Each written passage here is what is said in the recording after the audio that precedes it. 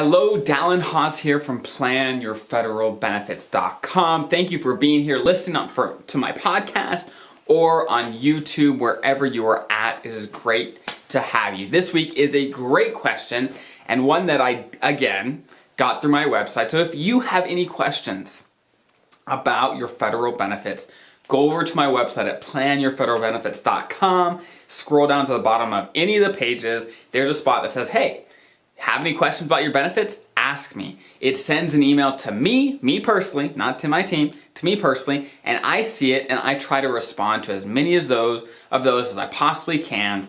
So if you have any questions, go there, type it in, and I'll address it. So that is where I got this question, and so let's dig into it. So this week's video, this week's podcast is about the question that I had, and the question was basically, in the year of retirement, this gentleman has a surgery that he is going to need to take some leave for.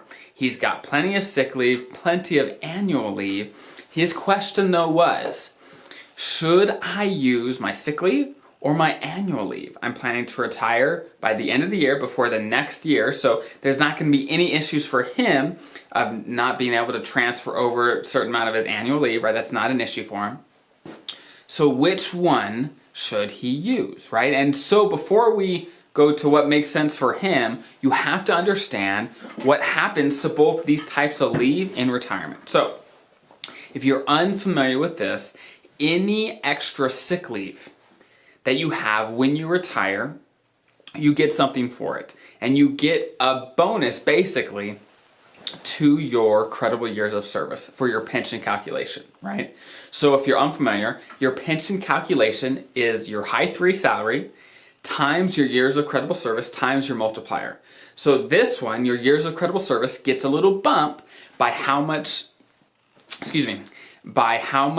leave that you have. For example, there's a chart on OPM website. If you look at the article that's related to this topic that I wrote on my website, or usually in the description of all the podcasts, the YouTube, all that stuff, it has a link to a chart where you could say, okay, I have 300 hours of sick leave, and it shows you how many months or days or whatever that comes out to, that will add back to your pension calculation. So check that out if you want a really, really good number. So now that we know what happens to sick leave, we have to know what happens to annual leave. And so annual leave, when you retire and you have annual leave left over, they pay you a lump sum for whatever you had. And basically, let's say you had a month's worth of annual leave when you retire. They would then pay you a lump sum almost as if you would have worked out or even used that annual leave for that next month, right? That's kind of how it works. And there's a long list of the things it includes, like your base pay and all that good stuff. And you can find that anywhere, just Google it. But basically, you'll get paid a lump sum for everything that you would have been paid if you would have worked or used that the next month. Whatever amount of annual leave you have, that's how much it would have stretched out for.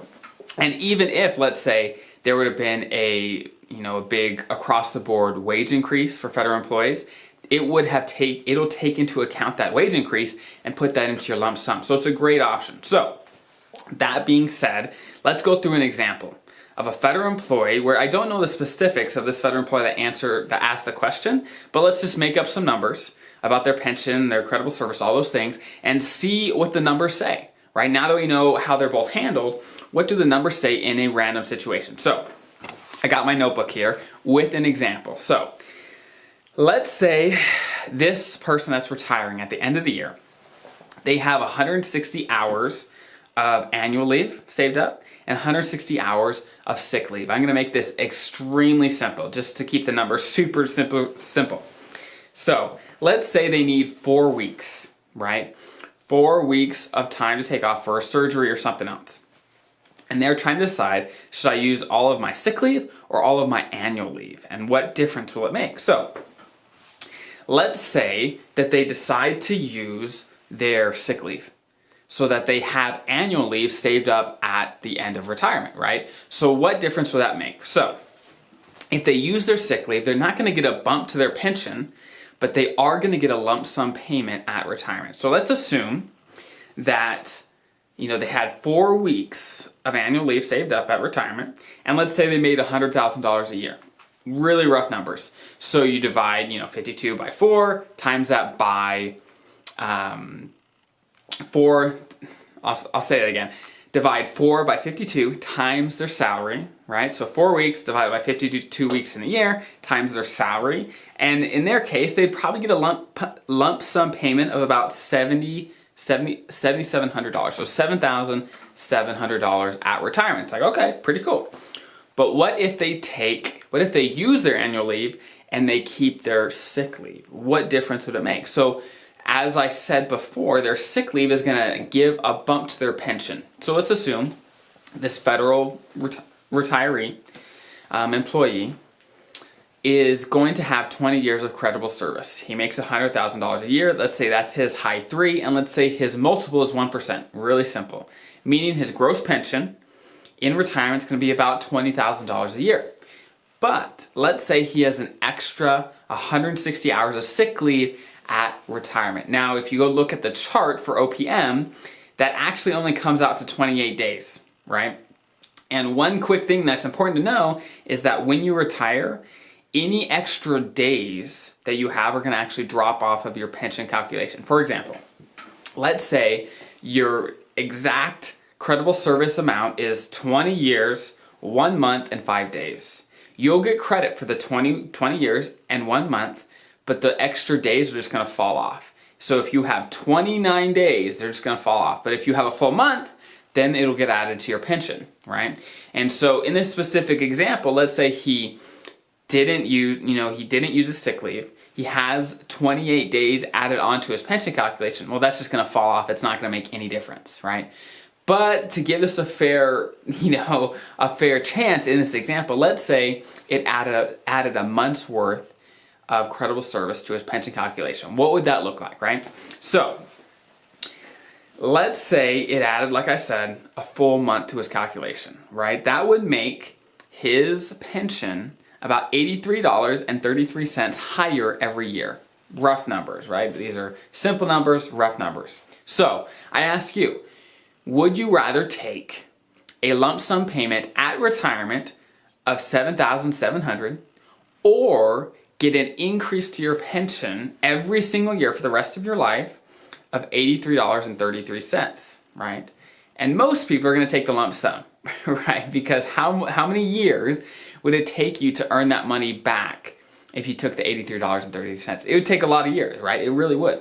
But obviously there's lots of things to consider, like tax rates. Let's say you retire in December of a year and you get this big lump sum payment, but that gets added into your income for that year. So let's say you're in a high tax bracket, maybe you make a lot of money between you and your spouse. Maybe you have to pay 30%, depending on federal and state taxes, maybe 30% on that lump sum. So maybe it would make sense to stretch it out over your entire life in your pension, right? So you have to really look at your situation. In general, if I had to say a general statement, most of the time it makes sense to take that lump sum, meaning to use your sick leave and to have annual leave at the end, because it is really nice to get that lump sum and you could go invest it or you could do whatever you'd like with it, but you get it up front. And of course you want to use it responsibly, because having a pension increase over time kind of makes you use it a little more responsibly, and because you don't get it all at once, right? So of course you want to use it responsibly and use it in a way that's going to help your retirement. But just numbers and cents, often it makes sense to take that lump sum. But again, you'll have to look at your tax brackets, when you're going to retire, how much annual leave you have if you're going to retire at the beginning of the year, how much is actually going to cross over to the next year with you. These are all kind of considerations to take in mind. So you have to look at what you're trying to do, how much leave you have, these other numbers, and then you might find the solution that makes sense for you. But like I said, in general, it often makes sense to have as much annual leave as you possibly can at the end of retirement to get that large lump sum that is really nice to have and really makes sense numbers-wise down the road. Okay, I hope that makes sense. Hopefully that gives you a structure and a way to look at your situation and say, hey, for me, what makes sense? the examples I give, I'm sure, are not exactly what your situation looks like. My goal is not to tell you what's perfect for you. My goal is to give you a framework to say, okay, how do I think about the situation? How do I structure it so I could figure out, given my specific situation, what makes sense for me? That's what I hope when I do these videos and share examples. That's what I hope it does for you. Okay, I hope you guys have a great week, and I'll talk to you soon. And again, thank you for making it to the end of my video, the end of my podcast. I hope this brought value to you and your life. My goal with this content is to bring as much value to as many people as I possibly can.